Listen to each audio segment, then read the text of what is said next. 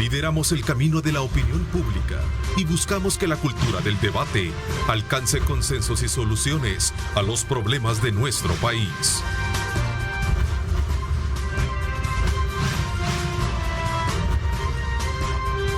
Diálogo con Ernesto López. Bienvenido, gracias, un placer enorme estar con ustedes. Esta mañana tenemos como invitados en esta primera parte a tres expertos conocedores en materia de seguridad y también en el tema de derechos humanos. Quiero darle la más cordial bienvenida a Luis Contreras. Bienvenido, Luis, ¿cómo estás? Buenos días, Ernesto, un gusto estar contigo en tu programa. Un saludo a tu audiencia, Misael, Bessi, un gusto estar aquí con ustedes para analizar la realidad política del país. Así es, en efecto. Fíjate que también presento a Bessi Ríos, abogada de la República, activista de derechos humanos y también cumpleañera, ¿verdad? Este día, así que felicidades, ¿eh? Buenos días, un placer estar con la teleaudiencia que todas las mañanas se aboca a ver el programa. Un gusto estar aquí con los colegas. Ernesto, Isael, compañero, aquí estamos. Entonces, bienvenida. A platicar.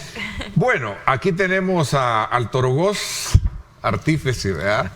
El vuelo del Torogoz es una de sus últimas obras escritas por Misael Rivas, a quien quiero darle la más cordial bienvenida, y que precisamente el día de ayer también estabas cumpliendo años, ¿verdad? O sea, sí, esta mañana es de cumpleañeros, ¿eh? Bienvenido, gracias por acompañarnos, Misael. Muchas gracias a los amigos que nos están ayudando a discutir sobre El Salvador.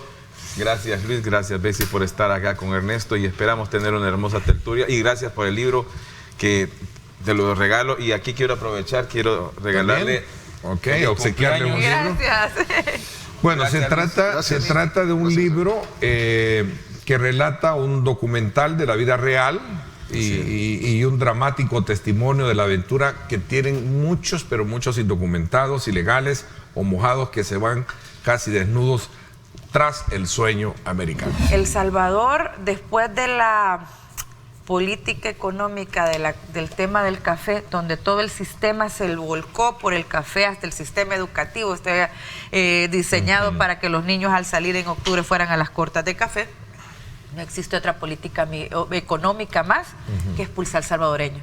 Nadie ha generado otra política. ¿Por qué? Porque al expulsar salvadoreños, tú tienes el mercado nostálgico, que es lo que te permite el tema de exportaciones, y además las remesas. Porque, por ejemplo, Oriente, la zona de Morazán, Usulután, nicaragüenses tienen que venir a El Salvador a trabajar en lo que es toda la plantación.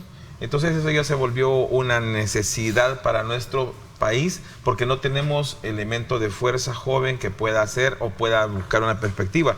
Pero yo le voy un poco más allá, porque esto nos ha dañado muchísimo incluso en la credibilidad que tenemos en cada uno de los salvadoreños, porque no le estamos apostando a El Salvador.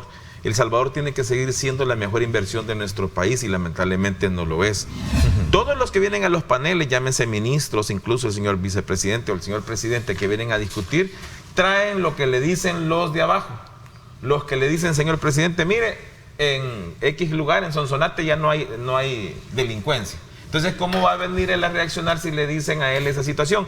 Lo que tenemos que hacer es que los que trabajan para nosotros, que están en el gobierno, deben de ser honestos y decirle qué está pasando para que no mientan, porque si no se va a seguir manipulando cifras. ¿Cómo va a ser posible que si ya tenemos un plan control que está funcionando, cómo va a ser posible que todavía seguimos confiando en el testigo criteriado? El Fondo Monetario Internacional reconoció que la recaudación fiscal en El Salvador fue muy buena. Por eso en diciembre del año pasado el ministro de Hacienda fue que tomó las medidas de quitar el descuento de renta a ciertos salarios. ¿Por qué no hacer algo transitorio en este caso con los impuestos del combustible para paliar un poco la situación de los salvadoreños? Fíjate que yo ahí tengo un bemol y te voy a decir por qué los impuestos que se le han colocado al galón de gasolina, cada uno tiene una partida la cual suple ciertos gastos, pago de maestro, para el funcionamiento propio del Estado. Yo no sé qué tan factible es, por ejemplo, porque ahí estamos recaudando el impuesto para el tema del gas licuado de petróleo. ¿Vamos a pagar los $20 por el tambo de gas o hay que subirle para que seguir soportando? Eso lo que trae, con el debido respeto, es una pésima política que tenemos en el país. Eso es sencillo, porque no poder quitarle por lo menos el nombre de un tipo de impuesto ya es una situación que en el país no se tiene la capacidad para hacerlo. Acá el salvadoreño siempre ha tenido en su mente de agachar la cabeza y de aguantar. ¿Por qué? Porque si yo estoy bien, no me importa el resto, y eso es falta de unidad, y por eso es que yo dudo mucho que nosotros podamos tener una cohesión de nación a corto plazo. ¿Qué quiere decir esto? Que tenemos que perseguir nosotros nuevas políticas. Bueno, pero si lo vemos en términos estadísticos, aunque hay una discusión, hay un debate sobre, bueno, si tenemos estadísticas que han bajado, el caso de homicidios, pero por otro lado tenemos fosas clandestinas, de hecho. Que yo no sé dónde lo cuentan, fíjate, de desaparecidos. De hecho, eso es una buena pregunta que deberíamos de hacer. Con el tema de las fosas clandestinas que aparecen 29, 30, 40 cuerpos ahí, ¿a dónde los está contabilizando la tripartita? Porque yo entiendo que la tripartita es la que te manda el dato de, mire, tanto fallecidos, o te dicen, mire, hoy no hubieron fallecidos, pero hoy no hubieron fallecidos, pero hay una fosa con 40 muertos. ¿Dónde los están contando? Porque sí es cierto que los homicidios que antes mirábamos y que eran una forma de llamar la atención para que la gente supiera cuál era el dominio y qué pasaba con el resto, esto pareciera ser un contubernio de estarse callando y desaparecerlos, porque es cierto, por ejemplo, de las fosas recientes que se encontraron, el número fue 26 salvadoreños que desaparecieron y que decían, todavía había un artículo el día de ayer que por ahí decían a un periódico digital, no, decía, es que lo que pasa es de que los jóvenes están yendo con las parejas. Regresamos al mismo tema, que no tiene nada que ver, eso no es cierto, que no se trata de echarle tierra y no lo estamos haciendo a las cosas buenas, pero también hay que buscar algo que se llama la legalidad. Vean, un error gravísimo que se tiene es que en El Salvador dicen, es que los jueces lo sacan. No, es que las leyes están para respetarse y para que el andamiaje surta efecto y se cierre. Las leyes internacionales penales deberían de dejar en libertad a estas personas que se capturaron. Nuestros jueces deberían de estar en la obligación de soltarlos porque fue internacional, en aguas internacionales donde no hay jurisdicción. Entonces, ¿cómo es posible traer de aguas internacionales a El Salvador a juzgar? Ese es un grave error.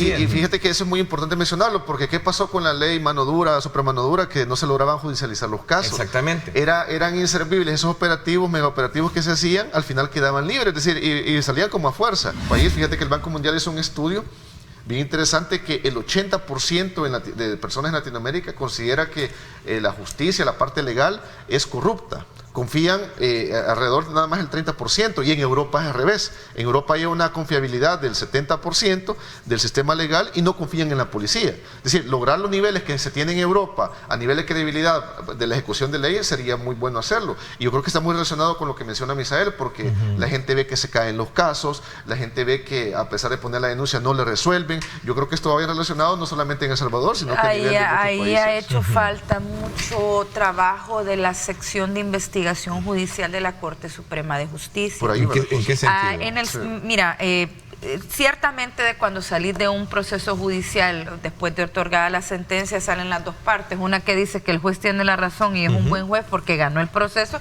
y el que te dice que el juez es corrupto y lo compraron porque perdió el proceso. Pero no deja de ser menos cierto que se ha dado muchos procesos judiciales en los cuales las sentencias han sido amañadas, han sido compradas, y muchos operadores de justicia han participado de eso. De los liderazgos, de los que manejan las riendas de la seguridad pública, en el aspecto que ya se habla, bueno, no es nuevo, de la jubilación de muchos comisionados que tanto están aportando ya un modelo de seguridad ciudadana, o se han quedado con el modelo de antaño, porque muchos vienen unos son de la guerrilla, otros son del ejército, y ya la aplicabilidad ya no tiene una objetividad para un arquetipo de seguridad ciudadana. Lo mismo pasa con los gobiernos locales.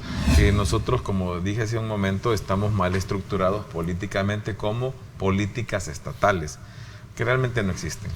Acá debería de seguirse viendo que no tiene que apostarse a una Fuerza Armada enorme. Por ejemplo, esa apuesta de llegar a 22,000 elementos de la Fuerza Armada, eso, perdóneme, con el debido respeto, no es lógica, porque entonces es asegurarnos que la Fuerza Armada va a seguir haciendo tareas que no le competen en seguridad pública. Y el problema... Pero la población lo percibe bien. Hay quien dice, yo me siento bien seguro teniendo eso. O sea, voy a poner un poco el lado vamos a ponernos en el lado de la población.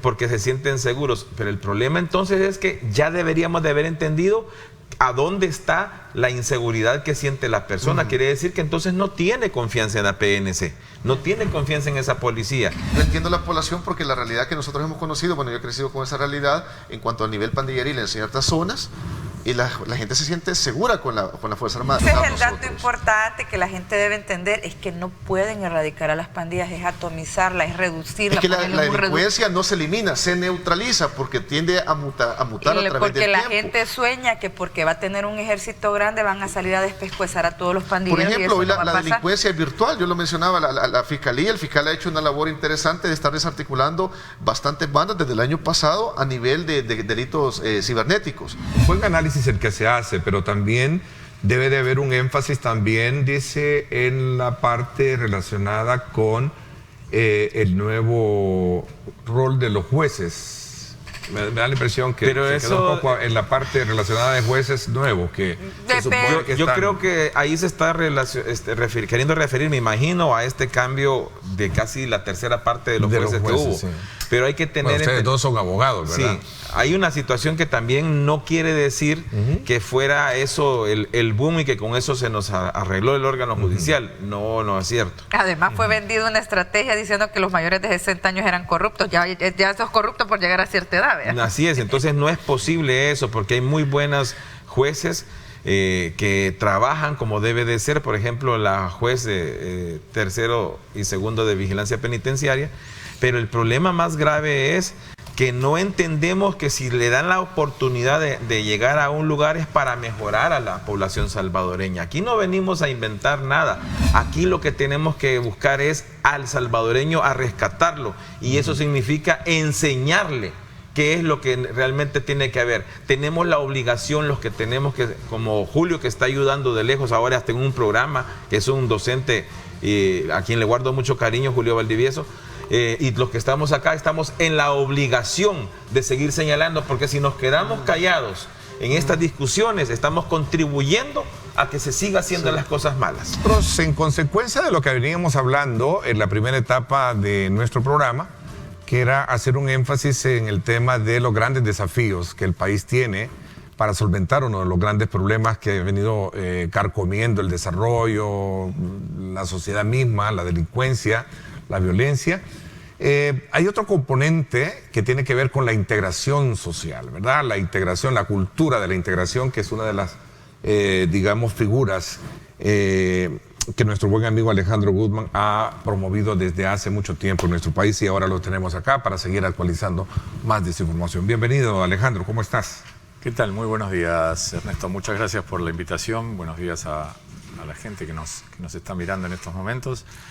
Aquí estamos, Ernesto, en la dura lucha cotidiana y en los esfuerzos para tratar de ya a partir del 1 de marzo poder sacar adelante 40 proyectos integradores, llevar esta cultura de la integración a la mayor cantidad de gente posible. Tú hablas de sacar de la pobreza. ¿Tú crees que se puede? ¿Se puede? Sí, claro que se puede. Sociológicamente claro. Dicen que hay varios tipos de pobreza. Pero es que las hay. Son... No sociológicamente solamente, de todo tipo de... O antropológicamente. Exacto, o sea, hay culturalmente, sí, o sea, ahí está el... Es que, mire, solo estando en los lugares uno va descubriendo y teniendo la mente abierta y una constancia y un amor por lo que se está haciendo y recogiendo experiencias y aprendiendo del error y fortaleciendo aquello que está bien, que es lo que se viene haciendo desde hace 20 años, trabajando en conceptualizaciones nuevas, en modelos innovadores, en un desarrollo en toda esta temática, en una evolución. Uno se da cuenta que existe esa posibilidad de salida de la pobreza, pero la cuestión es que hasta tanto no se entienda bien esto, y este modelo innovador, lo que representa la esencia que tiene, la diferencia de este milagro social que yo creo que es posible porque lo he visto a partir de la construcción de la energía social que generan esos ciudadanos salvadoreños y esas instituciones salvadoreñas. Si no se utiliza ese gran recurso maravilloso que existe en el país, no hay ninguna posibilidad de esa salida de la pobreza que usted bien hizo en enfatizar hace unos minutos. Okay. Desgraciadamente, La realidad que atraviesa gran parte de la sociedad salvadoreña es la de un estado de pobreza sin salidas, estancada, donde se vive muy mal, donde la gran mayoría de la gente no tiene posibilidades de desarrollo real, de escaparle a esa pobreza, no tiene posibilidades de ser atendidos bien en los hospitales y curados, no solo atendidos. No tiene la posibilidad de tener una continuidad académica, de continuar sus estudios en las universidades, no tiene la posibilidad de tener en las comunidades un desarrollo armónico, un mejor vivir desde todo punto de vista, que podría entrar en muchos detalles. No tienen las posibilidades de descubrir el otro mundo, ni la posibilidad de trabajar en la formalidad, ni en la posibilidad de ver de acceder al entretenimiento. O sea, se vive en un estado de desintegración permanente, en donde cada uno hace la suya y en donde no hay mayores miradas integradoras que conduzcan a acercar a quienes andan en un ámbito y a quienes andan en otro. Y no solo me refiero a la gente, a las personas, sino también a las instituciones. La academia, hay alrededor de 24 universidades en el país. Una nacional, la Universidad Nacional, que estamos en un proyecto, dicho sea de paso, voy a hacer un paréntesis, estamos en un proyecto que ojalá pronto podamos anunciarlo, pero de hacer un diplomado de 6 meses acerca del ADN de la pobreza y de la cultura de la integración. Un diplomado sobre el ADN de la pobreza. De la pobreza y la cultura de la integración. Realmente creo que sería un gran avance y estamos cerca de poder concretarlo. ¿Se acuerda cuando nosotros empezamos con Fútbol Forever hace muchos años? Nosotros pensábamos que el deporte iba a poder ayudar, iba a tener el suficiente impacto para poder salir de la pobreza. Bueno, me equivoqué. Y lo reconocí ante el Papa cuando nos invitó por segunda vez. ¿Por qué razón te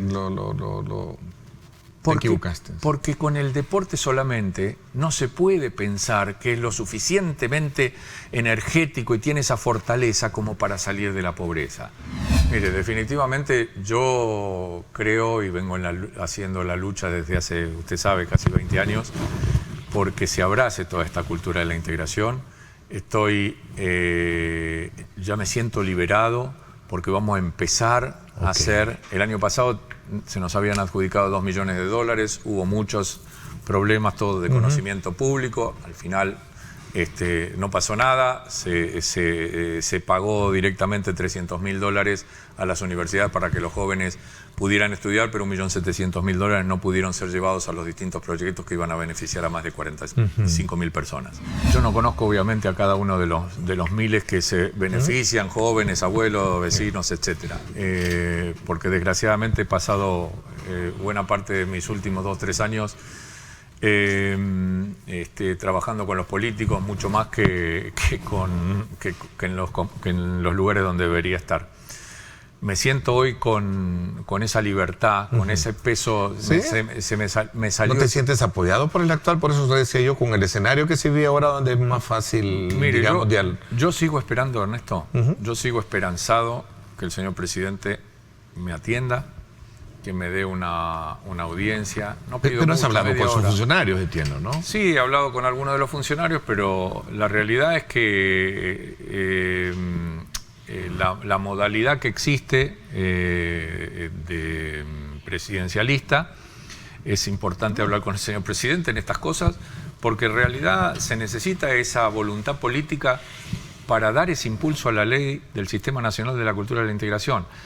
Pero es importante que se sigan sumando, como lo han venido haciendo hace casi 20 años con resultados maravillosos. Yo voy a seguir luchando, nosotros vamos a seguir luchando hasta el último día, y yo tengo la esperanza que el señor presidente nos atienda, pero mucho más importante, que abrace esta ley de integración nacional para que realmente termine de provocarse ese milagro social que yo estoy convencido que se puede dar si los salvadoreños terminan de abrazar todo esto. Espero tenga eco tu petición de esta mañana. Muchas gracias. Deseo eso. Lo que vive el mundo hoy en la parte relacionada con la pandemia algunas crisis financieras que podemos ver, un latente estallido de Tercera Guerra Mundial, que Dios quiera no pase esa situación. ¿Cómo ves entonces todo este escenario del que hemos hablado? Que la mejor manera de fortalecerse es justamente integrando. Porque cada una de estas acciones que usted bien menciona, cada una de estas acciones, de estos hechos tremendos que impactan en la humanidad, penetran mucho más fácil y destruyen muchísimo más fácil a quienes menos preparados están. Gracias a todos y cada uno. El tiempo se me fue, fíjate, lastimosamente contigo siempre es muy... tiene un gran valor conversar contigo por el interés que tienes de llamar a la sensibilidad, a la conciencia de los salvadoreños a estar cada día mejor. ¿verdad? Yo le agradezco enormemente a usted, Ernesto, muy amable, y seguramente vamos a estar ya liberados en este trabajo. Seguramente vamos a poder mostrar una vez más, hasta el cansancio siempre, cómo vamos construyendo junto a los salvadoreños y a sus instituciones un verdadero desarrollo y una posibilidad de esa salida de pobreza que tanto se necesita. Ok, te agradezco muchísimo. Gracias, Alejandro Guzmán. Por mi parte, esto es todo por hoy. Los invito al análisis político semanal de Radio Fuego, hoy a las 7 de la noche. No se lo pierdan. Gracias, pásenla bien. Y como siempre, recuerden lo más importante, amar a Dios sobre todas las cosas. Lideramos el camino de la opinión pública y buscamos que la cultura del debate alcance consensos y soluciones a los problemas de nuestro país.